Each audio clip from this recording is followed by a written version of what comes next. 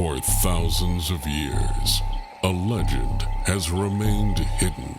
There's this one night that I can remember, where at night, all you could hear were the howls and the screams that just came echoing from the woods.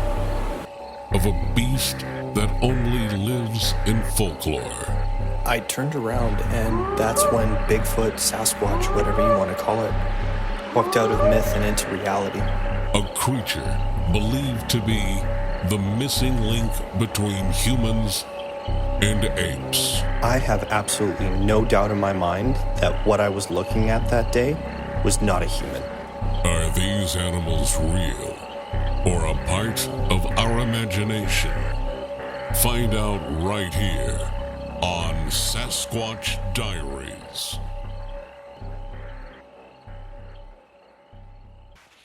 Hello everybody, and welcome back to a brand new episode of Sasquatch Diaries podcast. I am your host, Gus G. I want to thank everybody, before we jump right in, for staying with us during this very difficult time. Things have been worked out, and that's why we're uploading this new episode. So to all of you who stayed with us and stuck with us and subscribed and listened to our videos and shared our videos, we can't thank you enough. So we're going to jump right in. We have got a very special person. We have the one and only Todd Standing, very well known for his recent documentary on Bigfoot called Discovering Bigfoot, which I believe is still available on Amazon Prime in Canada and as well as Tubi TV. So we're going to jump right in. Let's give him a warm Sasquatch Diaries welcome. Todd, are you there? I'm Todd Standing, and I'm a full-time Sasquatch researcher. Fantastic. Thank you so much for coming on the show, Todd. We are so grateful to have you. Oh my goodness, what a pleasure this is. Yeah, thanks for having me. So we're just going to get right into it. Usually we share encounters and stuff like that, but obviously, if you're in the Bigfoot world, people know exactly who you are. You're like the Jesus of Bigfooting. If you Oh, please don't call me that. Oh my God. No. Oh, that's you just made like 1,000 haters just start typing. All right. How about the Beatles instead? How about that? Oh, yeah, I like the Beatles. I don't know. I don't think I could never decide if I'm a Beatles man or an Elvis man.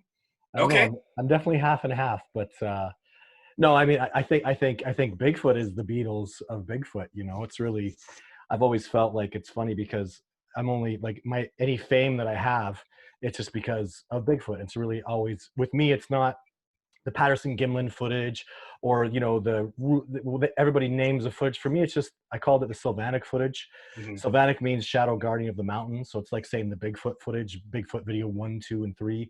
So it's really just about this discovery process and helping facilitate this discovery move forward. Fantastic. And if you don't mind, tell us a little more about that, Todd. We want to hear, because we know that you just released your most recent project was Discovering Bigfoot. Is that correct? Yeah. Well, I have.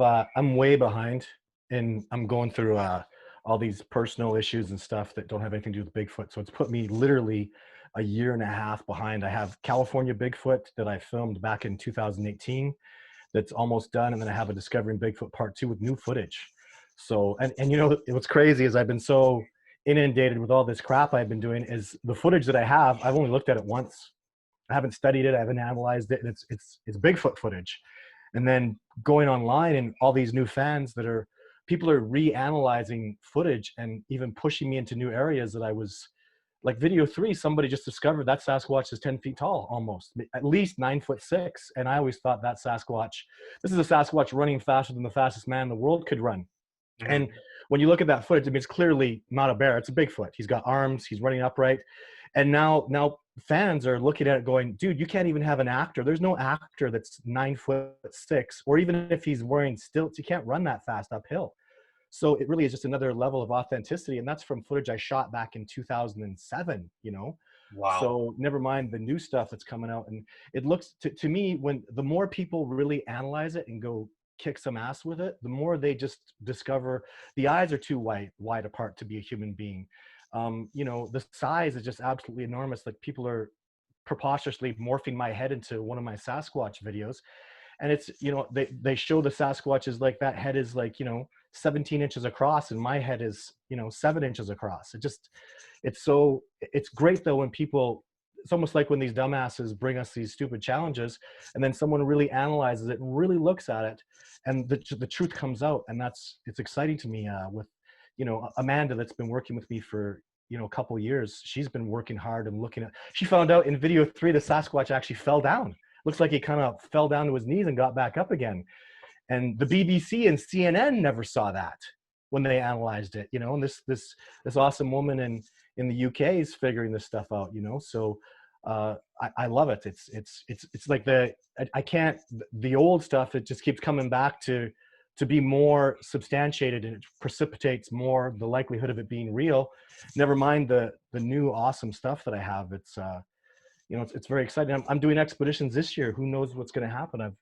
I'm never doing the same thing. It's always something new and fresh. And even days as expeditioners will ask me to do something I think is completely, you know, just silly and a waste of time. And then boom, there's a Sasquatch over there, and boom, we get success. And it's amazing to be, it makes me so powerful to cooperate with all these men and women that are passionate about this discovery, not just through the internet, but actually, you know, now I'm actually taking people out and showing them Sasquatch on expeditions, like I did in my movie, like I did with Survivor Man. And I'm taking people to places I took Survivor Man, and where I had interactions, and it's so organic and amazing to be there. And then to see a Sasquatch or interact with a Sasquatch with the same spot that Survivor Man did. It's my life is so exciting, and I'm so grateful to be going down this path. You talk about Sasquatch encounters and stuff. I could basically just, you know, I could just randomly pick an expeditioner's name that was successful and tell you about, you know, just cool things that happen on expedition that they'll never be documented. They'll never be, you know, it's what happened with Andy and what happened with Jeremy and Mark over here. We just had some minor encounters where they got a glimpse of a Sasquatch and then went and found his tracks and saw the tree breaks. And it's not a great story. We were walking along and a Sasquatch, you know, took a step out, growled, smashed a tree, and we went over there and, you know, heard him running through the bush, and it was, you know, 3 seconds long. Is that amazing? Oh, I think it's amazing. I think it's totally spectacular. And we worked hard to make that happen, but it's not much of a story. We're walking along and, you know, Jonathan was being amazing and studying the ground and the earth, and a Sasquatch stepped out and showed himself and then took off. And, you know, it's one of 40 encounters I can tell you about that's substantiated by other eyewitnesses, not just PhDs like Jeff Meldrum and John Benedigal, you know, Survivor Man and expeditioners. So it's I've become so much more passionate and excited because these expeditions and working even with these new people that I have now, it's really like we have an actual research center, like where there's a trailer and computers and GPS equipment, and right in the middle of a Sasquatch area where the Sasquatch at night, the first thing I teach expeditioners, I go get them in the trailer and I throw pine cones at them at the trailer, and I go, you know that sound? You hear that sound? They go, yeah. When that happens, there's a Sasquatch outside throwing pine cones at us. So if I'm sleeping and I don't hear that, wake me up, because there's a Sasquatch, and they come do that regularly. They throw pine cones at the trailer to, you know, wake us up. And it's happened, you know, 10 times. Even they come by the trailer, they look, and I had one expeditioner last year, the Sasquatch walked up and looked through the glass at her. He was, I don't know, let's say 2 feet away from the glass where she was sleeping, like her head is sleeping at this window. She rolls over and I hear her go, Todd, Todd. And I go, yeah, what's up? She goes, I see a Bigfoot. And so I look over through my window, and the Bigfoot kind of turns over and looks at me, and then walks over to me and walks past. And I'm there going, I can't believe. And, you know, I pulled up my camera and turned it on. And I learned at that moment that the infrared light that you can't see, it reflects off the glass. So I can't be, so I had to, from then on, I put an infrared light outside the trailer, and then I could film it. Of course, I didn't get, the Sasquatch didn't walk past like that again, but even just that moment where they're walking right past, he's showing himself. He's like, hey, I'm here, you know, check me out. I know you guys are looking for me, and here I am. And, you know, it's dozens of things like that are happening. And I feel like there is going to be a piece of footage that I can get, or somebody can get, but maybe anybody in the world I'd be happy with, but there is going to be a piece of footage that somebody collects that is going to prove the species. If we can just get some nice HD footage where, you know, a Sasquatch is moving and organic and walking in front of the camera, and it's got that perfect focus with the perfect light, I just, I feel like I have a good chance of it happening. I feel like I'm really close. And if not me, somebody else. And that piece of footage, something that's, you know, really exceeds and is significantly superior to the Patterson footage that was filmed in 1967, which is absolutely authentic. Yeah. There's just, there's no, my God, people, you have to understand, I interviewed Bob Gimlin. I looked at the tracks. Just the tracks show a mid-tarsal joint in the foot. They didn't know the mid-tarsal joint existed in primate anatomy until the 80s with chimpanzees. How did two cowboys know about a mid-tarsal joint? I mean, those are organic. I've seen tracks exactly like that Patterson female. That's a fully grown female Sasquatch. That's how big they are. Her tracks are only about, you know, in the 15-inch range. And the width and the weight and the size, I've seen tracks like that in Alberta, in British Columbia, in Montana. That's the size of a fully grown female Sasquatch. There's no way. The amount of, the track line was in line. People didn't know that Sasquatch walked straight in line. People walk in a staggered motion, and a Sasquatch has a rolling hip joint that's more efficient because they're so big and muscular, and that they walk almost like a pro model does on a, they walk exactly like a professional model does on a stage, which is kind of a natural. But how did they know that in 1967? And the answer is they didn't. There's no way. The footage is so real.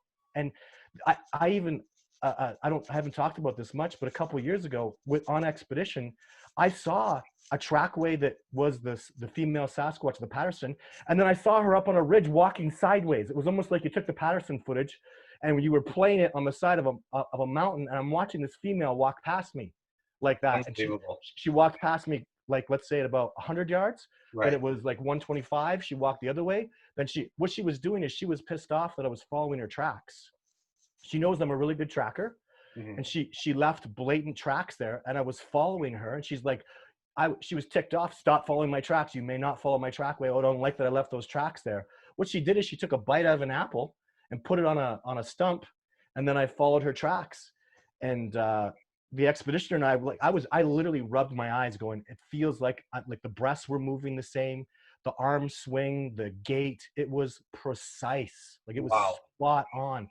And then I couldn't cast the tracks because they're in sphagnum moss, but I took photos with measurements, and they're exactly the same width and length of the 1967 Patterson female. And that was filmed in Northern California, and I was in Northern Alberta. That's unbelievable. And, and if, you know, one thing I want to touch base on too is you had said that you take people out on expeditions. What, you know, and I gotta ask, do you turn skeptics into believers, or are these people who have like an affinity for this creature, or they've, you know, they have some kind of knack for it, and they're very interested in it, and they kind of go out and you just solidify their belief in it a lot more? Or do you take people who are skeptics, don't believe, think, you know, all this is just a bunch of mumbo jumbo, and you take them and you're basically changing their lives? I mean, there's no other way to put it, correct? Yeah, it's all levels. I mean, you have to understand, Jeff Meldrum and John Bitternagel, when they came out, they were disgusted by me. They were very convinced I was a fraud, I was a fake. Like, they were not nice to me the first, Jeff was not nice to me the first 2 days. He was very distant. He was treating me very much like a pariah, I would say. And then on day 3, he started to really, like, those were, he's looking at me like, these are real tracks. Like, when the apples got taken, and there were tracks on the ground, you could really see his paradigm shift. And then I interviewed him about an hour before he saw a Sasquatch, and he was still there going, you know, this was interesting, and it was very, you know, it was an okay trip, but, you know, I'm not leaving here convinced of, you know, of this man's authenticity. An hour later, he sees a Sasquatch, and believe me. And that was in the documentary, right? Where he saw it along that wood line there. That's right. Right by the fire, correct? And yeah, that's right. And now John Bitternagel had just arrived that one day. So he'd seen the tracks and the apples. He was very quiet. And then he was there the night Jeff Meldrum, you know, flipped out because he'd just seen a Sasquatch. He saw all this happening. And then he spent 7 days with me after that. And I'll tell you, all 6 of those days, he was so skeptical. He was so distant. So I did an interview with him, just thinking, you know, I'm going to let him talk about how he doesn't really enjoy being out here and how he doesn't like me. So I'm interviewing him. And luckily, the interview that's in the documentary where he says, I'm firmly convinced that Todd Standing has filmed portraits of the Sasquatch face. Right. I'm glad I didn't have that handheld, because I would have dropped the camera. Well, I was there going, what did you just say? I thought you were pissed off at me all week. I thought you were some skeptic. He goes, oh no, I'm firmly convinced that you are authentically filming Sasquatch. I'm firmly convinced you're doing this stuff for real. I was like, holy crap. And then he goes, and I really hope that, I'm sorry I've been difficult with you, but I'd really like to come back because I've never seen anything like this. This is the most incredible Sasquatch expedition experience I've ever had in my whole life. And again, thank God the camera was on a tripod. I tell you, I swear to God, I would have dropped that camera and been there standing there going, oh, what just happened? So I would have done the same. Tremendously, I almost wanted to stop him and say, John, you shouldn't say that stuff because you're really like, people are going to be mad because you just said that you're firmly convinced I'm real and you've really put yourself out there. And he says, well, why should I be afraid to say that? Your footage is real, isn't it? I go, yeah. He says, well, I'm going to stand up for you from now on. I'm going to stand by you. People that do work like you do need to have scientific backing, and you need to have people that are standing up for you. And I'll spend the rest of my life doing that for you. It's important you get help. You're doing what needs to be done. And I was like, I gave him a hug and got a little teary-eyed and, just continued filming after that. So, and I wouldn't blame, and viewers, for those of you listening, John Bindernagel has since passed away. I believe it was January of 2018. Is that correct, Todd? If I'm not mistaken? Yeah, it was a couple years ago. Sure so God bless his soul and rest in peace. And he was a major influence in the Bigfoot world, and he was on your documentary, for crying out loud. I mean, how do you get Dr. Jeff Meldrum and Dr. John Bindernagel on the same documentary with someone such as yourself, who has been viewed as either the real deal or a complete hoaxer, is astounding to me. And for someone, for those two men willing to risk their reputations and their lives, it was a very dangerous. Basically, their lives, to put it bluntly. I mean, to go out there and spend a week or whatever amount of time they spent out there with you, and really sit down and look at the evidence and kind of let the evidence speak for itself is astounding to me. And it says a lot about you, Todd. And that's why I had to have you on the show, because you are controversial in a good way. I get such a kick out about that. I'm only controversial because I have footage. I mean, people, there's so many people that are doing research and there's no controversy because they don't have footage. They don't have any, like literally. So, like I talked to someone like Bobo and he says, you're controversial in your footage. I go, cool. Can I see your footage, Bobo? Oh, you don't have any. Can I see any tracks? Oh, you don't have any of that. What do you have? You don't have anything. So if I had nothing, I wouldn't be controversial either. So, go get some footage. And when you can join the big boy club, where the people that have footage, and then you can come start chastising mine. Let's do that. Until then, understand I'm only controversial because of it's immense success. And the secret of my success has really been just cooperate. I tell people, like for my expeditions even, and with Survivor Man, don't take my word for it. Come out with me, and I will show you a Sasquatch. Yeah. And now I do that. And it's really not catching on with pop culture. People are like, oh, it's so full of shit. And I think the most incredible thing is I'll take out people that are really believers and even fans of mine, and they'll see a Sasquatch and they don't believe it. They'll actually see it. And the paradigm is so strong. Like they'll go, I just saw a Sasquatch. I go, that was a Sasquatch. They go, and they go investigate it and they see it. And then they go home. And a month later, maybe 2 months later, they'll call me and go, I really did see a Sasquatch. I go, yeah, you did. That's how hard. It doesn't matter how much you believe. It doesn't matter how strong you've been about it. When you see one, I haven't had one expeditioner, and there are dozens now that have seen a Sasquatch. Not one of them went, oh, that was a Sasquatch, and that's cool. They're there going, doubt it. You had a buddy out there. There's some other trick you did. But then the reality sits in. There's nobody. You're in the hella middle of nowhere of nothing. This is bush and wilderness. That you go north from here and you're 2,000 miles, and the next civilization is Anchorage, Alaska. Like it's the middle of nowhere. There's nobody out there. There's nobody that could have left big, heavy, giant footprints. And even though they see all this evidence, the paradigm is so powerful. And so it doesn't really, even Jeff has to go home. He saw a Sasquatch. I call him, I went and saw him about a month and a half later, and it was just sinking in at that point, where I even showed him the trackway that I found that was in the wrong spot where he told me to look. There was no tracks where he said to look. And if I would have found tracks where he said to look, he would have said that doesn't match up with what I saw. Like you could see in the documentary. Yeah. It was actually, he says it was fortuitous. I learned that word from him because he's such a brilliant man. It means it was very fortunate that he left and couldn't be there to show me where he thought the tracks were, because The fact that I found a trackway where he told me not to look is, I mean, that is so sick. And I tell you, dude, I spent 3 hours combing that whole area before I found the also my tracking skills are really, really high. Very, very exceptional. Otherwise, when John was looking at it, he's seeing, like, I was seeing the bent blades of grass, the foot position, and John's looking at it going, well, I can't really see it. John didn't have that kind of tracking experience, but when it lines up with exactly with what Jeff saw, and John was impressed. You could see the reaction too from Dr. Meldrum. I mean, when you showed him that video and you recreated it, right? And you were like, he was like, oh my goodness, there it is. That's it. Yeah. And now the reason he's doing that is he's actually letting out, like, wow, I really did see a Sasquatch, is what he's letting it out, because he still had small doubts. I mean, he knows there's nobody running. The only thing the way you could hoax that is if you got some guy running around the bush and moving like a ninja, some giant, 700 to 900 pound man running around in a costume that would cost hundreds of thousands of dollars to build. I mean, let's be honest, to build a costume like that, Survivor Man taught me, he did an episode where he faked tracks. It cost him $30,000 to do that. Yeah. He did a good job faking them. It was good. But $30,000 to fake tracks, that's when he said, of course I watch all his episodes, because, for you to fake a whole Sasquatch, and you did it, you've done it like 8 times in 8 different videos, and then 20 times with people, you would literally be spending hundreds of thousands of dollars. Maybe even millions at that point. Really, it would be that much. You're paying actors, and then people would be getting killed. If I got a guy running around in a Bigfoot costume in the bush where there's mountain lions and bears all over the place at night, at one point, they're going to get you. You know what I mean? Because you're going to be moving clumsily. You're like, it's like having a fish in the water that's bleeding. You shake it, the sharks are going to come get you. Yeah. If you're walking around with a costume, man, you're not going to be moving fluidly. You're going to be tripping. Bears are going to come and, like, it's real wilderness out there. I tell people that I've had people quit expeditions because they see a giant grizzly bear and it charges at us.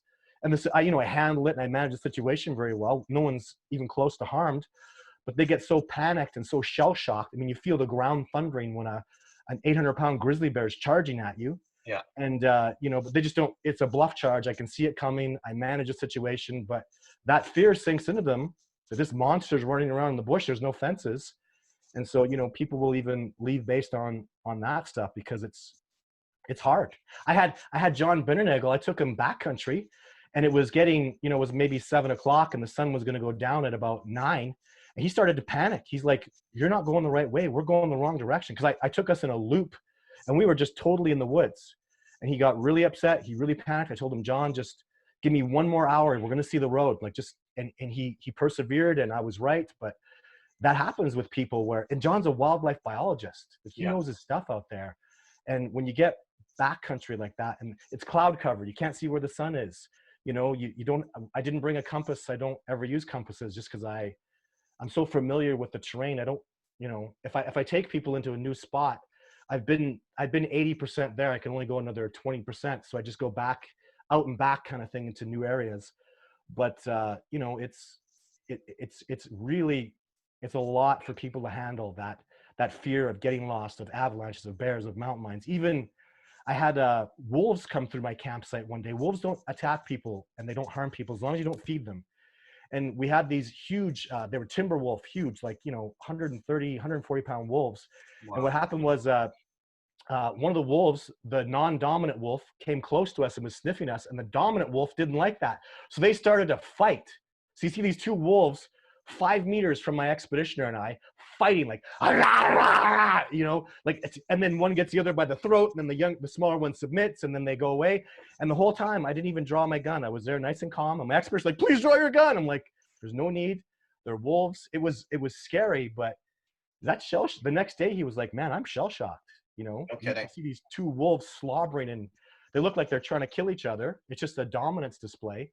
But, and I was scared too. I mean, it's pitch black. These wolves are going at each other. It's something out of a horror movie, and they're huge, smashing each other and attacking. And the pack is kind of circling them. They're all watching. And my logic and my experience sets in where I go, you got to be calm. You know your facts. The facts are they're fighting. They're not going to come. Nothing's going to happen to us. We're safe. And I can always have that bit of reason because I have so much experience in the wilderness. But for expeditioners, I mean, that's tough, man. He had nightmares, and Oh, the no. next day he woke up and he had his coffee and he was shaking. And he was like, man, if people don't understand, I mean, people have this wonderful theory of how we're all brave and we all, I'm amazing and I'm not going to be afraid if a bear charges. I'll tell you though, when it happens, it'll test your mettle. You'll Yeah. the reality of what's out there is I think that's why there's not a lot of people really doing what I do, because it's so dangerous to go backcountry. So much stuff can happen. A mountain can fall and collapse. I've seen that happen where a whole mountain gives, and I'm like, man, I'm glad I didn't go left today, because I'd be buried under rubble. Avalanches, there's just you twist a knee. Oh, I'm 10 miles out. I twisted my knee. I'm in deep trouble, dude. Yeah, I can't walk now. So there's so, and that can happen with an expeditioner. That can happen, they can have an allergic reaction to a bee sting, and we're in a dire situation now. Yeah. There's no advanced life support. The big name actors that have tried to come out with me can't, because there's no life support. Helicopters can't get in there. It's when if you break a leg and you have a femur, like a broken leg is not an emergency when you're in a town area, but if you're out in the bush and you break a leg, you're probably going to die. Yeah. You're going to die. It's going to take me, probably 10 hours to get you advanced life support. You're going to bleed to death. If one of those arteries on the main femur is broken, you're going to die.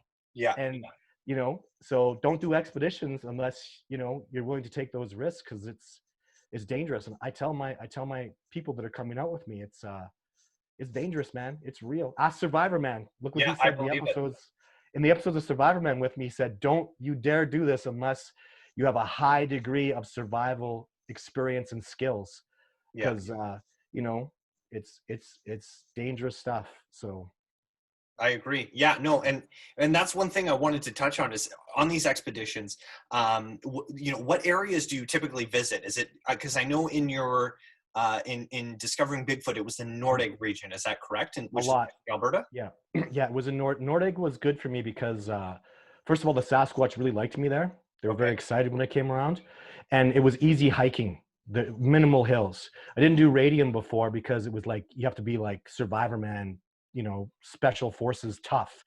That's not the case anymore. I'm doing everything in radium now. All my footage is from radium. And I am showing people Sasquatch, the same thing as Jeff Meldrum had, in radium. Which is in BC or in Alberta? Yeah, it's right on the border. Radium is like Banff and then radium. So it's right on the border of Alberta. It's in that Rocky Mountain chain that separates Alberta and BC. So people fly into Calgary, because Calgary, Alberta is the closest city to radium where we go. And yeah, radium is where the Discovering Bigfoot Research Center is. Mostly in the end, it was too many really negative people knew about the Nordegg area. And then, I had guys going out there ripping down Sasquatch structures and doing all sorts of damaging stuff. Really, people trying to hunt them and shoot them, which is laughable. You go out there with a rifle and you try to take on a Sasquatch. If you're out there hunting a Sasquatch, you better hope he lets you live. Yeah. It's like putting a 5-year-old in the ring against the heavyweight champion of the world. You are not going to take on a Sasquatch. I don't care how tough you think you are with your rifle. There's a group of them, and they're incredibly advanced primates that are highly intelligent. If you go hunt them, you are going to die. I'm only trying to help people. I know hunters. I give them a lot of respect. Hunters are badasses. You don't take on a Sasquatch. They can throw boulders, 100 yards accurately. They'll come at you from 3 different directions. You point a gun at a Sasquatch, you're going to die. Yeah. They will kill you. Like, you better never be put in a situation where you verse them, because you are not going to survive. That group will kill you. There's not enough bullets in you. I know hunters have this one, hunters do. They get their bears, they get their deer, but you've never hunted this kind of, and even when you go out there with a gun, they're going to see the gun. They know what guns are. They're going to stay away from you. They're going to see you get out of your truck and close the door with a gun. It's over as soon as you step out. They saw you drive up. The door slammed on your truck and it echoed off the canyons. They know you're there. They see your gun. They know you're going to try to hunt them. They're going to stay so far away from you. I mean, you're in the wilderness. There's literally thousands and thousands of square kilometers they can hide in. You're done. You're never going to get any success. So, and your aura's all wrong. They do, psychic ability, empaths are real. People do remote viewing. All these psychic, they're not phenomenon anymore. They're scientifically accepted fact. The CIA was doing it. That movie Third Eye Blind was talking about how they were remote viewing. Sasquatch they have that sort of empathic ability. So if you go out there with that hunting to kill them attitude, They literally feel that. They pick So, up. yeah, That's- absolutely. Your movement, you know, I could walk up on a cow just all relaxed and no problem. A cow doesn't care. If I sneak up on a cow, if I hunch down and sneak, the cows go back shit crazy. Cows get it. And cows are not, they're domesticated, stupid creatures, comparatively speaking to wild animals. Yeah. So if cows get your energy and your feelings, and if they can pick up on your hunting as opposed to being positive, I've done that experiment, dude. I've literally all happy-go-lucky, walk up on the cows, they don't even care. Then I sneak up on the cows, they go batshit crazy. They know, they get it. Yeah. You Yeah. know, so of course the Sasquatch get it. Yeah, and as do we as human beings. I mean, if someone walks up to us, we're probably going to be weirded out, obviously. Mhm. And then if someone sneaks up on you, you're going to have the same type of reaction. It is the way it is. Now, I wanted to ask you too. Now, I remember, I think it was with Survivor Man. You had an instant where you were tracking a Sasquatch, and at some point I think you were following it or something along those lines, and you heard some chopper, I think, fly over. Okay. Several gunshots, and then. Oh, right. Well, that's what happened. So I wasn't with Survivor Man. So what happened was the first year he came out, we had an incredible year. It was 2013. Okay. It was amazing. It was just like the Sasquatch were everywhere. We had an incredible expedition. It was mind blowing. The second year he came out, it wasn't like that at all, because earlier in the year, I'd heard a helicopter come in and then land, and then I heard gunshots, like it was sounding like World War III. I've never heard gunshots like that. I can't, it was, and they went right into the Sasquatch habitat, right where I'm very confident the Sasquatch live, and then left. And then I followed the boots and stuff, the tracks and everything of the people that were leaving those tracks. And, it was like soldiers, and they were spread out. And, it was after that incident had happened, and there's a lot more detail to it than that. But after that incident, the Sasquatch activity went down to virtually nothing. So he came back, and he talked about that in the episode, that the activity is significantly decreased. Although there was one Sasquatch that was coming around with a 12-inch track. He was a young guy. So 12-inch track is probably a 10-year-old Sasquatch, and it was a male. He was coming around. So we did have some interactions with that younger male. But where was the rest of the whole group? The females and the bigger males, where was everybody else? I saw no signs of them after that incident. So, you can draw your own conclusions. That's what I know happened. So Yeah, well, and tell us a little more about that, because I that triggered my mind kind of started turning. When you told that story. Mhm. What do you think it is? Did you think it had something to do with the federal government, either in the US or in Canada? Because you were in Canada when you were tracking this animal, right? Is that correct? Yeah, that was Nordegg that happened. Yeah. That was Nordegg, So yeah. what do you think that was? Do you think that was a private hunter maybe who had heard about this area and had been tracking this same creature, or did they kill it, and did they take the body? Do you know what happened? Like, what was the final verdict there? No, I have no idea. I mean, I know there were 6 individuals that all had matching boots. Okay. So I assume that's military. The boots were like nice heels, nice grip. They were all the same. Even the men all looked like they were about the same weight, same foot. Like, real soldier stuff is what I would speculate on. And I wanted to talk to them because they were moving well. They I don't know, you could see the way when somebody's moving well, they just have a fluidity in their trackway. But I don't understand people very well. Like, I can track a deer, I can track an elk, because I understand the way they think. They want to go to food, they want to go to water. They're logical and they make sense. People are insane. People are crazy. And I don't understand if it's about money, if it's about, you can't ask me to think. You're literally asking me to think the way these crazy, insane people that would go out there and try to kill Sasquatch for whatever stupid reason. I can't do it. I can't think like that. I'm not.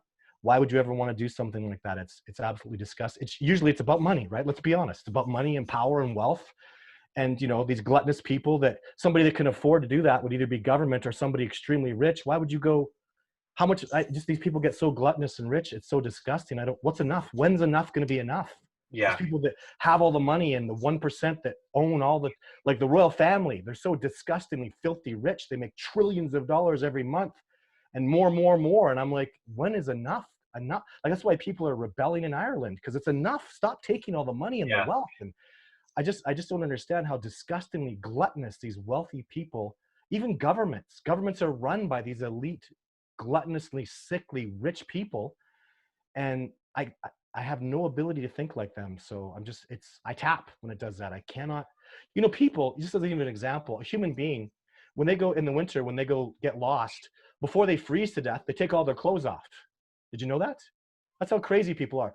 Someone's literally freezing to death. And what happens is their skin is all so frozen and cold, it gets frostbitten and they feel like they're burning up. So this person that's freezing to death, I'm telling you this because I've seen it. I'll track a person, follow his tracks in the snow, and then I see clothes on the ground, and I go back to search and rescue, go, here's where they are. You're going to find the body within about 200 yards of the clothes. And they go, you didn't find the body? I go, no, but it's there. He took off all his clothes. That's what people do. That's how, ridiculously domesticated and crazy people are. Before they freeze to death, they take off the guy's walking barefoot in -20 in snow, naked, freezing to death. Yeah. It just doesn't make sense. Only people do that. So I'm not good. I'm not a man tracker because people are crazy and they get panicked and they do the dumbest things. And I can't track something like that. A deer will never do that. A deer is always honed in and he's always got a plan and he's focused. And same thing with a bear and a mountain lion. They have all this, they have, the more pressure you put on them, the more intelligent and receptive and strategic they get. Human beings are not like that. So yeah. Tracking them or figuring out why they would do stuff. Some people want to be famous. That's why I'm not in Nordic anymore. There's a twit out there that just wants to be super famous. He wants to be the Sasquatch guy. He wants to be I couldn't give fame is derogatory. I don't want to be popular. I don't want to go out and get recognized at a grocery store or when I'm eating. I really value my privacy, but the fame helps me get the word out there. It helps me attract people that have had exciting things happen. It may help me train the person that gets the piece of video footage or evidence that solves the mystery. So from that sense, I deal with the positive of the fame to hold off on the negative. Cause I go snowboarding with my son and I'm trying to have a good day with him. And people are asking me for autographs and they hug me and they feel like they know me and they tell me they love me. And it's, to me, that's strange. I've become, Survivor Man has taught me how to be more appreciative of that, to appreciate people that, love and enjoy my work and be embracive. And even my son, we have a deal where there's a fan, I'm going to sign an autograph and kiddo, you just go play on your phone and wait a few minutes because I'm going to talk to this person because, they're a fan. And because of them, I'm a full-time Sasquatch researcher and we're super grateful for that.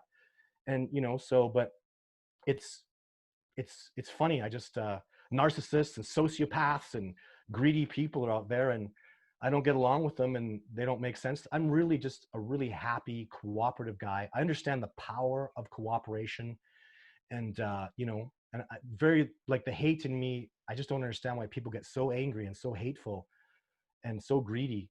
I just, it's very confusing to me and I don't want to understand how they think. So it's just something very bad happened. That was not good. In my heart, the logic tells me they were shooting at Sasquatch. It was Sasquatch they were shooting. Did they kill them? I don't know. Did they remove bodies? I have no idea.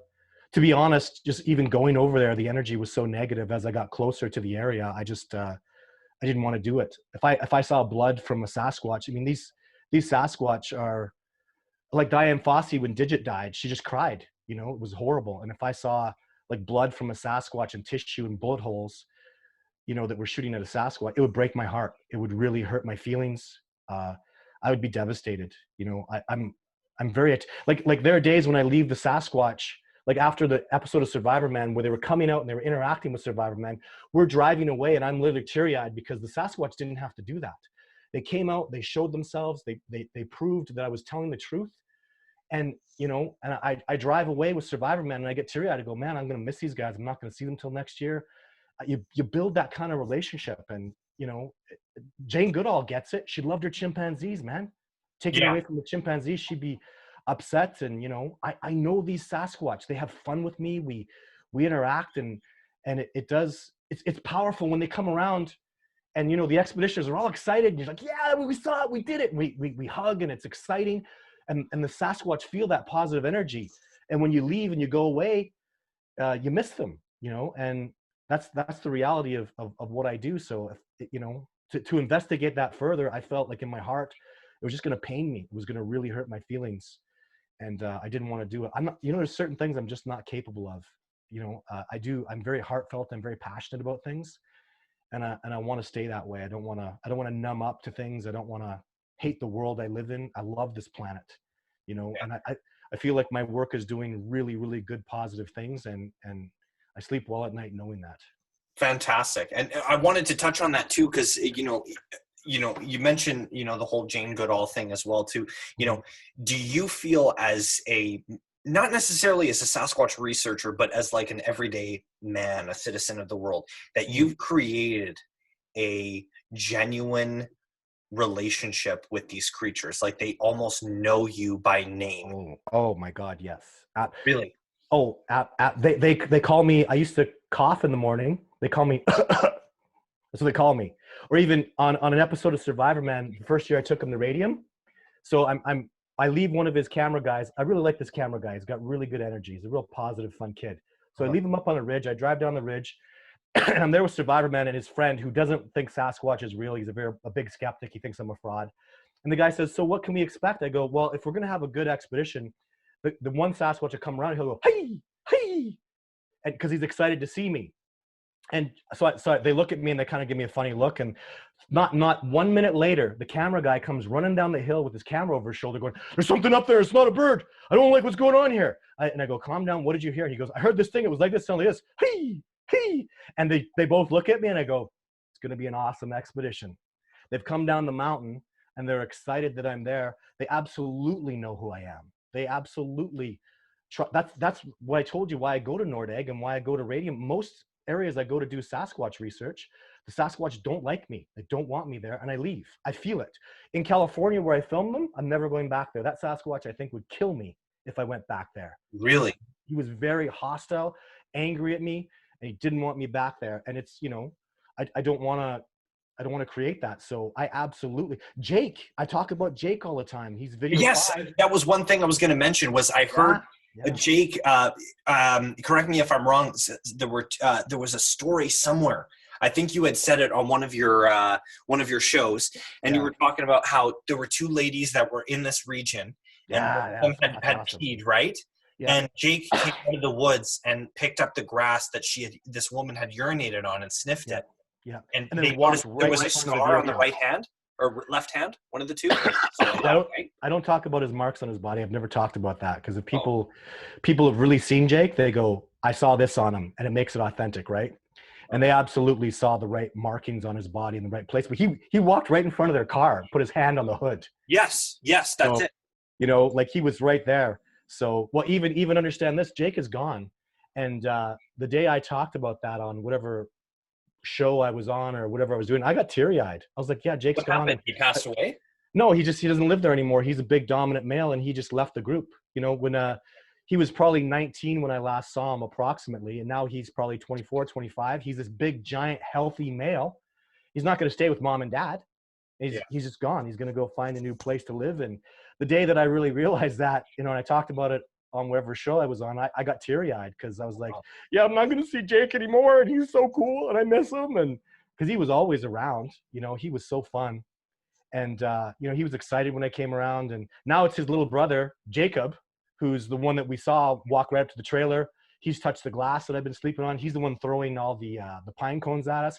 He's the one that Survivor Man actually filmed the top of his head. He took apples from Survivor Man. He was up on a mountain in a certain spot. And that top of the head you're seeing is Jacob. So, and he's really excited and he's having a good time with me. And so he's my main guy right now. I haven't got great footage of him, but just even when I come out, like when I just come out, I try to have the same vehicle because I want them to recognize my truck. Oh, it's Todd. I want them to see me driving in, 20, 30 miles away. I want, even if they're not in that particular spot, I'm very convinced if they see me driving in, they'll go there because I'm fun. Yeah. I'm the guy that knows they're there. I'm the guy that'll interact with them, give them gifts.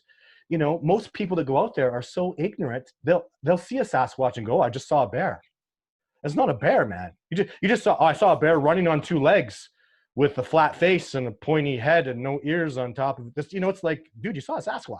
Yeah, No, exactly. no, no. There's no such thing as Sasquatch. That's just some Denial. weird bear. It's denial. You know? I mean, there's no other way to put it, right? Yeah, and it's what's awful for me is that Sasquatch purposely showed himself to you. He exposed himself. That's a big, you know, he's trying to. It is a gift, right? And then when people are too ignorant to even appreciate that gift, and I tell people this, when I really think someone's seen a Sasquatch, I say, congratulations, there's something special about you. 99.9% of the time, they're doing it on purpose. Yeah. You know, I don't, most of the time people tell me they've accidentally seen a Sasquatch. I don't even buy it. I'm extremely skeptical of that story. You're talking about a creature that, like, they understand what the squirrels sound like. They know what the birds are chirping about. You know, they see how the deer move. You got to get past the squirrels, the birds, the deer, the wolves, everything before you get to the apex species. Like, you're talking a level of impossibility. I've done it, but I did it using creeks and technology. Nothing walks up a creek. There's my secret right there. That's how I got all my footage. I would walk up a glacier creek in special, you know, those hip waders they have that neoprene foam. I'm out in minus 20 to 40 degrees Celsius in a freezing cold creek, walking up the creek, making sure my wind gauge is perfect. Hopefully it's a snowstorm, because that's total coverage. That's ideal. Snowstorm up a creek. I can't get lost because I follow the creek. And I'll literally sleep in the damn creek. I'll spend 3 days hiking up a creek. No bird, no wolf, no nothing is ever going to see me or pick me up. I'm wearing full ghillie suit. Even there's more than that. I'm also wearing a hex suit, a human electromagnetic concealment suit. Now they can't feel me psychically, right? There's so many levels to this that people have no idea. So, and that's actually something you could buy. It's called a HEC suit, a hex suit. And they work, man. Hunters are getting incredible success. Animals will sometimes feel you. Just psychically, they'll feel you coming around. And it's real. That stuff, I've never had a human being in my life that I took on an expedition. I do a little experiment and I prove to them that they have extrasensory perception. And every single time they go, wow, I do. And there's no explanation. I'll prove it every single time. So ESP is a scientifically accepted fact. They're teaching it in schools now, like Harvard University, Princeton, Yale, Oxford. They teach this now because it's an absolute reality. Wow. So if you don't have that hex stuff, the Sasquatch are going to pick up on you, going to feel you around, you know. And I feel a lot like I'm talking paranormal BS here, but it's not anymore. Paranormal, this psychic ability is not paranormal. Empaths are very real people. People are exposing themselves all over the world. Girls are like, yeah, I'm an empath. I need a special relationship because I feel people's feelings. And this is very legitimately proven real. I'm having 2 empaths come out this year. I'm very excited. Very, very empathic women. That these women are so whole and like Snow White that birds land on them. So one woman's like, yeah, birds land on me, butterflies come around me. That's because you have this beautiful empathic energy. And I want you out because, you know, Snow White and Sasquatch are going to go together so well. And that's what's going to help me get tremendous success this year is I have several women coming out that are known to be highly empathic. So excited to have that fall into place and see what happens, you know. So it's new stuff. That's what you do in a discovery. You try brand new things and see what happens. Yeah, exactly. And that's absolutely mind-blowing to me, Todd. I mean, just to know that these animals, you know, because you think animals are very, in a way, I guess, animalistic. You know, they don't have, you know, they don't have reason, they don't have thoughts, you know, but these animals do. And that's what's so incredible to me is there's so much fact, there's so much data. You know, you listen to some of these people tell these stories, and that's one of the reasons I started Sasquatch Diaries is because there's so many people out there that are mortified to come forward with their stories, with their testimonies, you know. And, you know, don't get me wrong, they're just as enthusiastic as you are. But when you say, hey, is it okay if I put your name on the podcast? They go, oh, no. You know, they just, that's, and which, don't get me wrong, I totally respect.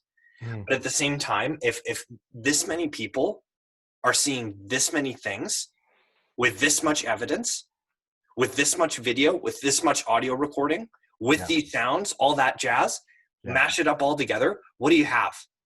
You know, you just have like pretty much a fact. It's you know, our society, the way it is it's like, You know, it's either pics or it didn't happen. And that's what I said in the pilot episode of this podcast is people aren't willing to take you seriously, or they will laugh in your face because you had an experience, you know, or you saw something. And so who can tell? You just live with it. You know what I mean? You go, I saw what I saw. I know what I saw. You know what I mean? And that's the issue in today's society. So, one thing I wanted to touch on as well too, Todd, is I want to hear about some of your encounters, especially some of the new ones. And one thing I wanted to touch on before we jump right into that is I want to ask you about the devil face from Discovering Bigfoot. What video 8? Yeah. Yes. Which member was that? Jake, or was that another? Was that another? Oh no, that's Kubota. That's Kubota. Yeah, there's a whole. One of my real popular videos right now, people are losing it over, is how I found out about Kubota's name. Kubota tried to abduct a woman who was hiking out there backcountry. So basically, Kubota and the whole situation, what happened, I mean, it just shows how brilliant the Sasquatch are. Kubota came out, latched onto this woman, was going to take her back into the bush. Then the big dominant male came back out, called his name out, pointed to, put that woman down. Then Kubota dropped her, went back in the wilderness. So this happens, let's say in approximately, don't quote me on the numbers, let's say approximately 2010. Okay. So then 7 years later, my movie comes out, and this woman contacts me and goes, that's the Sasquatch that grabbed a hold of me. And her boyfriend's like, yeah, we saw his full body. That is exactly the Sasquatch that we saw. They recognize the face. Yeah, and they tell me what happened, and they go, I have goosebumps. I'm like, and his name is Kubota. And they tell me this whole story, and I'm like, holy crap. The area matches up with where I saw him. They were in the same vicinity. And, the troop, Jake was there. Like all these things matched up. The big dominant male came out the way he does. Kubota dropped her. And, the story is, and she wants to come back there. The woman's name is Ina. She's coming back there with me next year. Wow. Go back to that spot. We're going to film it. What happened, how it happened. She was traumatized by it. Oh, I don't blame her. Well, she actually she went and saw a psychologist about it. I mean, a Sasquatch latched onto her and was, smashed her boyfriend over and was taking her back into the bush. Like, it was traumatic. But she feels now like she needs to go back there, and she's watched my movie. She's a big follower of mine, and she really trusts me that I would take her and, keep her as safe as possible.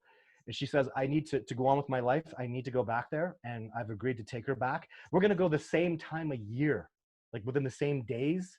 We're going to go back there. She's going to show me where he came out, where everything, like there's not going to be tracks because this happened, probably 6 years ago. But it's very exciting, especially Ina. She's a very beautiful, gentle, caring woman. I think that's probably why they were watching her for days before they latched onto her, right? Or before Kubota latched onto her. But so they were stalking her and her boyfriend then? They were around. They were watching. They like them. They won't. If you're some jerk and you're damaging stuff, they'll scare you. They'll be intimidating. They'll, if you're killing animals needlessly, or you're just a jerk, you're making messes, they're not going to like you. It's negative energy. But with her and her boyfriend, clearly, I've spoken to both of them. They're just really nice, gentle, wonderful, nature-loving people.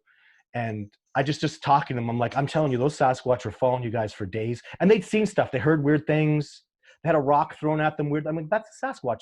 A squirrel doesn't throw rocks, girl. Were they skeptics beforehand? Oh yeah, they were certain Sasquatch is not real. They were absolutely no doubt in their mind there was no such thing as Sasquatch until Kubota walked right out, knocked over the boyfriend. They had bear spray, bear bangers. Kubota evaded all that stuff brilliantly using the wind, smashed the boyfriend over, not hurting him, just shoved him out of smashing him. Like, if a Sasquatch wanted to hurt you and smash you, you would die. Yeah, of course. So when the guy went sprawling backwards and fell on the ground and flipped a bit, trust me, Kubota was being very, very gentle.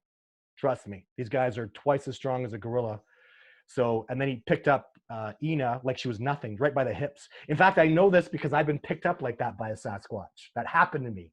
The position she was being held in, as soon as I heard that, I'm just like, this is authentic. This woman's telling me truth. Like, I believe you guys. Wow. So they had a better look at Kubota than I did with that video footage I have. I only filmed him for that. The only time I saw Kubota up close was through that 50 times optical zoom camera. Beyond that, I've never seen Kubota up close. So they've seen Kubota like right in their face. Kubota smashed over the boyfriend when he was looking right at him. He saw Kubota hit him. Like Kubota ran up to him and hit him. So, you know, they've seen Kubota in an open area. Apparently Kubota ran a good 50, 60 yards to latch onto her and then, you know, walked 20 yards away with her before he dropped her. So they had a hell of a good look at Kubota. So it's an incredible, incredible story that's, I just believe is, you know, a lot of the stories, since I have a tremendous amount of experience with Sasquatch, I'll hear people tell me stories and I'll just be like, yeah, I don't buy any of this. Nothing's making sense. When you have 3 or 4 impossible things happen, it's too impossible. You're telling me the Sasquatch did this. You're telling me the Sasquatch initiated a behavior I've never seen and did this other impossible thing. It's like mathematically, the odds of you telling the truth are 0. Like a 0.0000001% chance you're telling the truth. But I hear Ina's story with her boyfriend, and I'm thinking the odds of them telling the truth are 97%. There's too much authenticity with it. It just sounds, everything they're saying to me is even they're telling me how Kubota, you can't see in video 8, you can't see the top of his head. And they're telling me, yeah, where his bald spot goes and then the hair starts. They were absolutely right. And you can't see that. I have only seen that by seeing Kubota separately. Even his arms look extra long and he's not as tall. Kubota's only about 8'5", 8'4", but he's got really long arms and he looks a little bit slender. He's not as muscular. I think he's like a smaller Sasquatch. Okay. But he's older. He's not young. He looks older too. He's crinkled and wrinkled and that's what you could see. You could see the wrinkles in the forehead too. And that's what absolutely blew me away, Todd, was like, you know, I watched that video over and over and over and I analyzed just the crap out of it. Yeah. And it, you know, it got to the point where I was just like, okay, you know, one thing that really stood out to me was the eyes. You know, if you thought that was a human being in a suit, you know, there would be a little bit of, you know, I'm not sure what it's called exactly, but the white part of your eyes, you don't see that there. No. I mean, those are like pretty solid black, which is unbelievable. I mean, maybe they were wearing contacts, but what's the likelihood of that happening? Number one. Well, no, what ends it, there's been an analysis done, a really good independent analysis. The eye spacing is an extra 1.5 inches of what a man would have. It's really, really, 2 people have done the analysis, real pros, and it's vividly, I mean, people, you can take a look at the footage. You line it up with what happens is you can't see the whole head of him. So they mirrored the head, split it in half, and then put human proportions in there. The eyes are separating, like it would be elephant man weird. The people don't look like that. It's not human. And the evidence, I have it actually on my YouTube channel. I put that analysis up a couple months ago, and you know, it doesn't even surprise me. I know that's not a human being. So when you're looking at it and you understand that cannot be a man in a mask, that possibility has now been removed 100%. There's it can't be a man in a mask because the eyelids and the blinking and the movements, that's organic. That's a real blinking. There's no machine that can do that. Like and he's blinking like that because he's pissed off at me. He is pissed at me. He was so mad. Oh yeah. He was 1 step away from just whooping the hell out of me. He was going to kick my ass. I'd really pissed him off. So that's why he's blinking so hard. What did you do prior to that? Because you've got that video, right? And that was Kubota the same Sasquatch that was in the tree, or was that a different animal? No, that's why he was pissed off, because I got the upper hand on the Sasquatch that was in that tree. Okay. I tricked him. So I was moving in I wasn't supposed to be there. I jog out of the research area at a certain point, and this is a habit that I always do. It gets them excited too. When you start running, you act like prey. They just get excited when I do that. So I've always done that. And I knew one day I was going to turn around, because they'll chase you. They'll be like running along, right? So when you stop suddenly in a blind spot and turn around and come back, you're tricking them. It's a game. And I did that and I won. That's why the Sasquatch is up a tree waiting for me to emerge through the blind spot down, let's say, south. And there I am north. You son of a bitch. You just played a game. You tricked us. That Sasquatch that was up in the tree was shocked. He was like, he backed off, he hit reverse, and now I'm pursuing them. You don't pursue these guys. They don't want to be pursued. This is their home. And Kubota, see, the Sasquatch that was up a tree, he was definitely only about, I'd say he was 14 years old. Okay. His track length was about 14 inches, but he's a male. Juvenile. Yeah, so when he jumped out of that tree, he ran away like dude, this is not cool. Like Todd's being an asshole. He's chasing me back here. So Kubota came down going, you do not chase this family, you son of a bitch. So Kubota held his ground. That's what's so awesome. That's why I go to radium, because the radium Sasquatch don't run away. You start moving up on a radium Sasquatch, he's holding his ground. You better back off. And he'll make himself known, right? Like if you start walking towards them, they like, and if hypothetically speaking, you see them peeking out from behind a tree, they will come out and expose themselves and be like, "Hey, don't come any closer. I'm right here." Oh yeah, that's this group. I call them the Wild Bunch, and they often exhibit that behavior. It's not all the time, but there's been, I'd say about 40% of the time they will hold their ground. And all we have to do is walk towards them, and you have these incredible encounters that are. It's scary, because then you have to submit to them I have a plan and a process that primatologists taught me, where we lay down and eat grass. It shows calm behavior, and and then they come and dominate us and do whatever they do, and we have these incredible sick encounters that it's just the Wild Bunch. They're just an awesome troop of Sasquatch that I'm very attached to them emotionally, and like my answer again to you saying, do they know who I am? And the answer is, holy God, backwards. I've been there for over a decade. Yeah. If I don't show up there, the reason I actually decided to do radium was I was in Nordeg. So I was full on Nordeg, and I had this incredible special forces firefighter, this awesome, amazing captain firefighter. And it was horrible weather in Nordeg. So he said, let's go to radium. And he's tough enough. He can handle it. So check the weather forecast. Radium's supposed to be beautiful. We go there. It's pouring rain, just like torrential downpour. So I go in a little bit and I go, it's not going to work. Sasquatch don't come around in the rain. So we leave. As we're leaving, I'm literally putting my backpack away. I'm going into the truck, and a Sasquatch comes out in the rain and smashes over a bunch of trees and, yells at us. And I'm like, what just happened? You know what happened is they missed me. They don't ever come out in the rain. That's the only time I've ever had an interaction with the Sasquatch in the rain. And the reason for it was I hadn't been there for 2 years. And they're like, where the hell have you been? Come on back. And then I went into the trees, and there's tree breaks everywhere, tracks all over the place. And, I talked to my expeditioner that I was with at the time. He's like, dude, you got to make this your main spot. Like, you got to come back here. This has got, like, these Sasquatch are amazing. Like, that was phenomenal to come out in the rain like that. And make himself known and just expose himself like that. It was incredible. So and it convinced me. And I know that Sasquatch who did that. He's a big male in the group, and I'm flattered. He came out and yelled at me and busted trees, and my response is, that's awesome, thank you. Like, I was smiling when it happened, and it's like the welcoming committee. Yeah, because he misses me, and I get that, and I felt that energy is like, so I made radium my home area for that, and 10 other reasons. But yeah, they my God, they know me, they miss me, they're excited when I come out there. I have a that's why I can take people out there and repeat. I do, like Diane Fossey did that with gorillas, and so did Jane Goodall with chimpanzees. It's a group of Bigfoot, like they have groups of gorillas. Like, it takes 8 years to habituate to a group of gorillas where you can come and sit amongst them. That's the same thing with me. It took me 8 years before I was doing good with these guys. Right. So don't leave. And I'm not going to start a new spot. It's going to take me 8 years to get success like I'm getting right now. Like, I get these people that call me, like, California Sasquatch, Idaho, Montana, Washington, incredible stuff happening. I'm like, I'm not going to go start over and do 8 years there. Yeah. I'll come work with you guys, and I'll stand on your shoulders because you've been here for 10, 15 years. And the Sasquatch like you. So I'll come and work with you. You guide me there.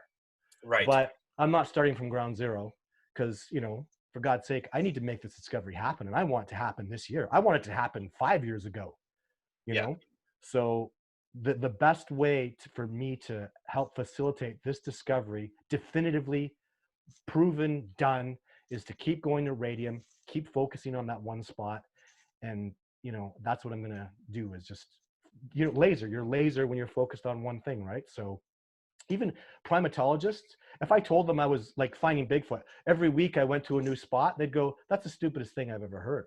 You can't do that with gorillas or chimpanzees or monkey. You can't do that with any primate species. You have the most advanced hominids on the planet. They are. They're the most advanced wilderness surviving hominids in existence. Nothing, no creature can survive in the wilderness naked without technology like Sasquatch can in these harsh environments. Gorillas couldn't, chimpanzees certainly couldn't, and humans certainly cannot. Without technology, humans cannot survive in these environments. So they're the most advanced, incredible, and they're a hunting species too. That's so significant, dude. They hunt for, that's their primary way to survive is hunting. Do you know how smart that makes you? And how have you witnessed that happen? Because I've heard stories about, these animals chasing down deer and all that kind of stuff. Have you seen it happen? Have you seen their hunting patterns? Have you ever felt like you were the one being hunted, or no? Oh no. If I tell you, if Sasquatch wanted me dead, I wouldn't be here right now. Of course. The natives say the day you've upset a Sasquatch and they want you gone, you take your last breath. And I totally agree with that. That's, you take these guys on, you're going to die. So I've never been hunted at all in any way, shape, or form. But in the trackways, I mean, I see a Sasquatch kneeling down and walking on all fours, and then I see him back up against a tree and use a tree like runners use blocks and blast off these blocks. I follow his trackway, and then I see a deer that he latched onto. I see the deer poop itself, and then the Sasquatch picks the deer up, and I can see his tracks walk away heavier. I've seen that many, many times.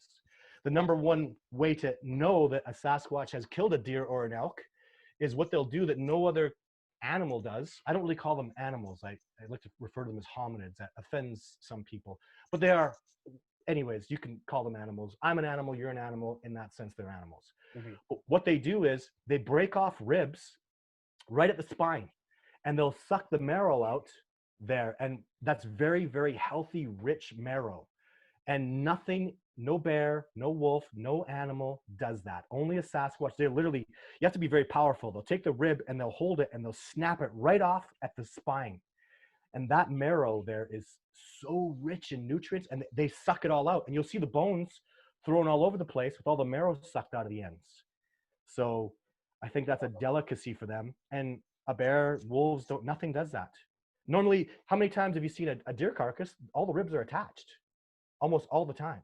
You know what I mean? It's never, if a Sasquatch has been there and taken it, all the ribs are busted off the spine and they're spread out all over the place. And that's what they do. So yeah, I've seen tons of evidence to show they are hunters, tons of it.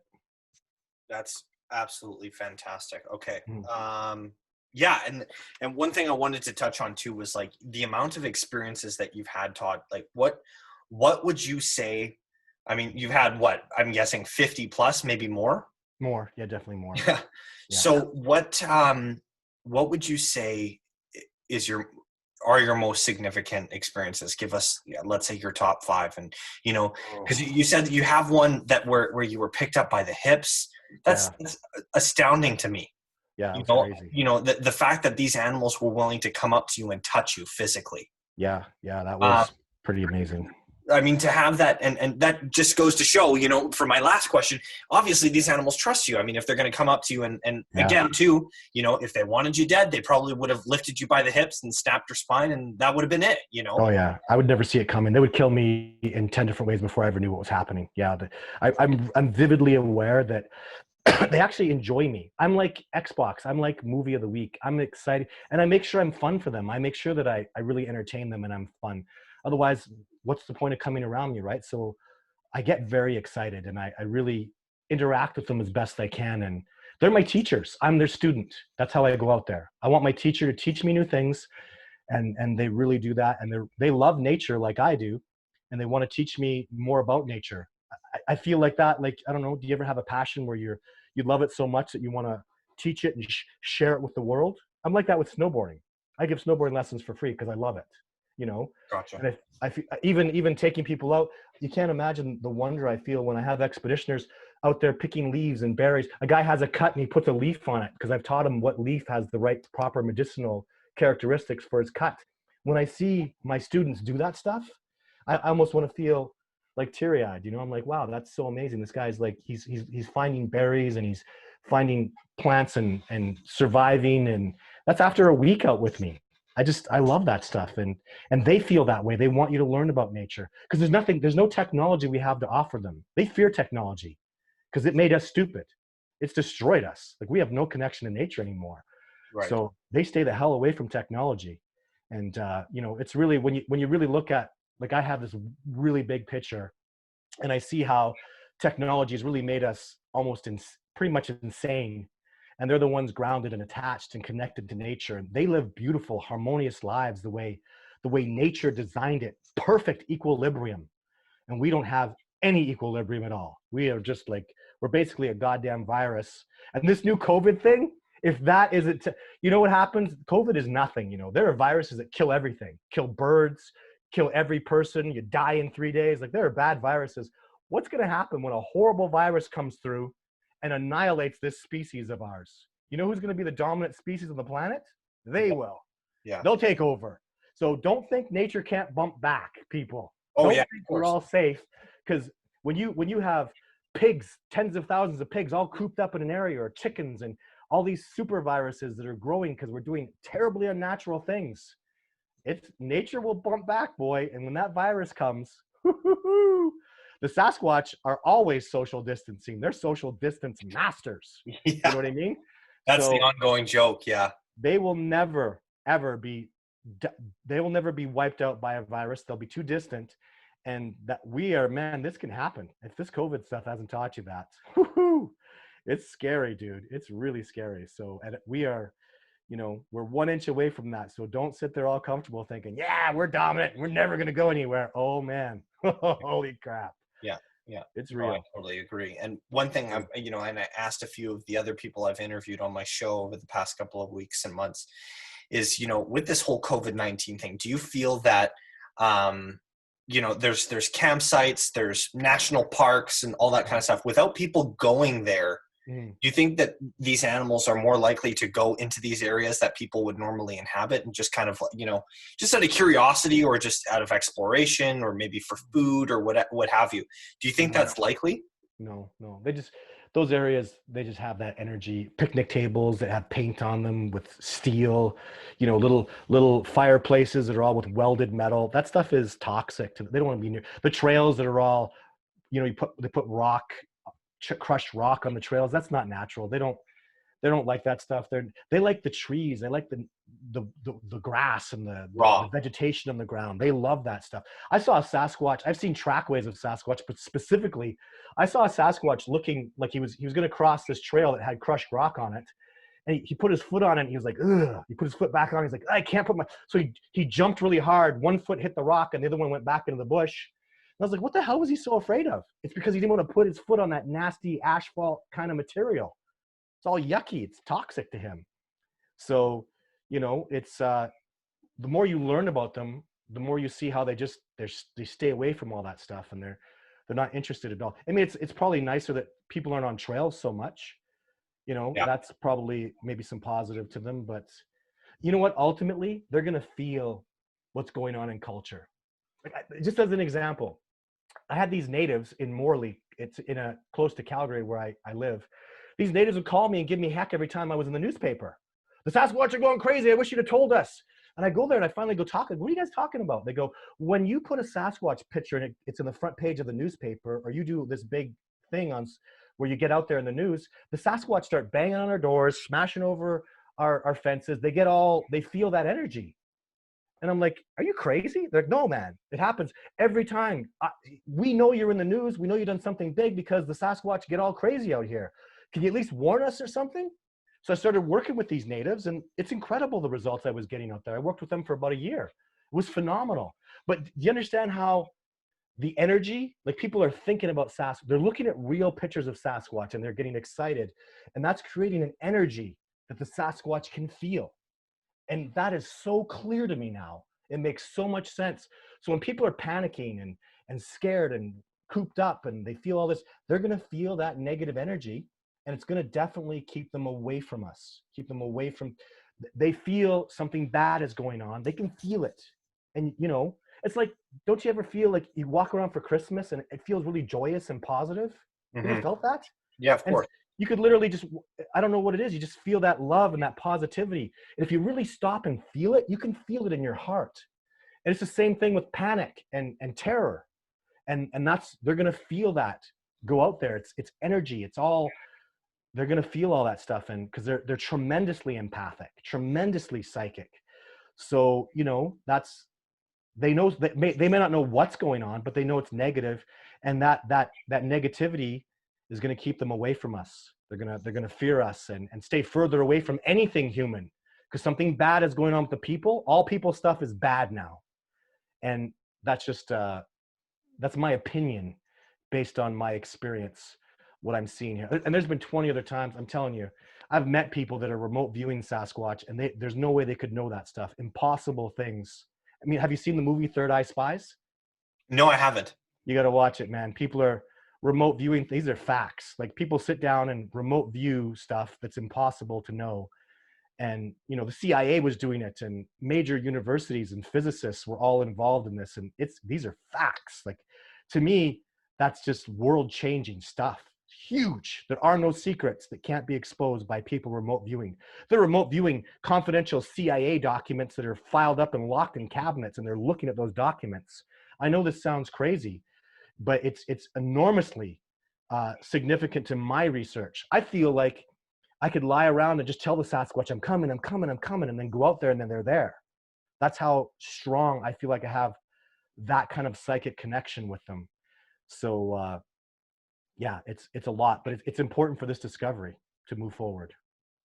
Yeah, and you know, one thing I wanted to mention too is, you know, the amount of encounters that you have. You know, do you feel that empathic energy every time you see them? Or, you know, I would assume, like, I mean, there's different types of situations. Like, these animals have moods and all that kind of stuff, so they do feel different things. Is that correct? Just because of my personal family issues in the last 2 years, my energy for Sasquatch is terrible. I'm relying on other people. I can tell you when a bear's around, I can feel mountain lion energy, really. And I've proven that so many times with expeditioners. I can feel like something is hunting me and it's a dangerous thing. I can feel it in the air. But with Bigfoot, I'm not doing very well right now. My energy is screwed up. I think I was able, you know, I have a tracker, one of the best trackers I've ever known in my whole life. He literally tracks energy. That's how these trackers work. I know this is a long story, but you know how dogs smell the scent particles? These old school trackers that can track you anywhere, they're literally feeling the energy of the particles you leave behind. That's why these trackers are so incredible, and people can't do what they do, because they're literally feeling, they use their left hand, they use their heart hand, and they're feeling energy. So, but my tracker would tell me whenever there's a Sasquatch around, it would get white. Their power is so big that he would just feel white. It was sensory overload. And so he stays away from Sasquatch energy. I think I can feel their trackways and I can follow their trackways. But when it comes to getting into their own energy and feeling their feelings, it's white noise to me. It's way too powerful. It's just, it's overwhelming. And I need to work on that. But there are other people that don't feel that way, that can really get a sense of what the Sasquatch are feeling. And that's just because their abilities psychically and empathically are superior to mine significantly. And it has nothing to do with, I feel like if I work on it and practice it, it'll get better. But, you know, I have, you know, I have emotional damage from personal issues, and I'm relying heavily on other people. So, you know, it's just the way it has to be right now. Life, you know, life will send you curveballs and stuff, and you get crazy things going on, but this is my job. I am a full-time Sasquatch researcher. This is all I do, is Sasquatch research. I make documentaries about Sasquatch. I do interviews and I talk about it. That's all I do. So I have to keep moving forward as best I can. But once my personal issues get all solved and figured out, which will happen in the next 6 months, next year I'll get back on track.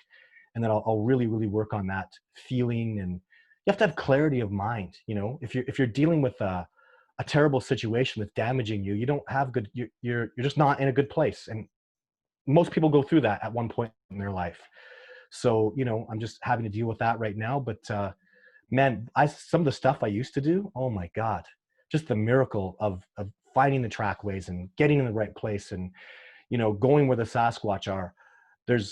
I didn't know how I was doing it, but it was clearly working. And I just kept going. Eventually it would sink in, and eventually it will sink in. I'll get it. It's you're discovering these new things about you. And, you know, I don't know, it's something you can't really learn and be taught. You just have to go naturally discover it on your own. And, you know, I'm on that journey, just doing the best I can. So That's where I'm at. Fantastic. Okay, we'll be in touch. And again, Todd, thank you so much for your time. And all listeners, please be sure to follow Todd on social media. You're on Facebook, Instagram, YouTube. Are you on all those platforms, Todd? Yeah, well, Facebook is full. I'm at Max. You can follow me there, not friend me. But I'm on Instagram. I enjoy Instagram, and then YouTube is huge for me, right? It's like 80,000 followers and, millions of minutes watched every month. YouTube's a big deal for me, so it's a good platform.